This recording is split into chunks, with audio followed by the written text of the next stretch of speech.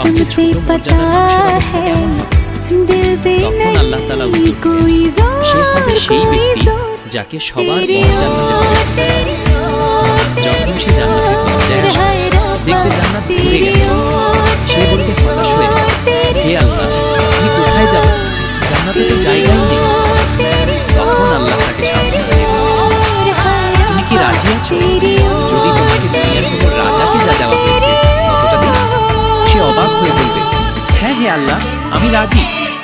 আল্লাহ বলবেন, তাহলে তোমার জন্য তার 5 গুণ। সে খুশি হয়ে বলবে, হে আল্লাহ, আমি রাজি। আল্লাহ আবার বলবেন, তাহলে তোমার জন্য তার 10 গুণ, আর সাথে যা কিছু তুমি চাও এবং যা কিছু তোমার মন চায় সবই তোমাকে দেওয়া হবে। তখন সে আনন্দে হাসি মুখে বলবে, হে আল্লাহ, আমি তো এখন পুরোপুরি সন্তুষ্ট। আল্লাহর দয়া সীমাহীন। জান্নাতের সবচেয়ে ছোট মর্যাদার ব্যক্তিও রাজাদের রাজা হয়ে যাবে।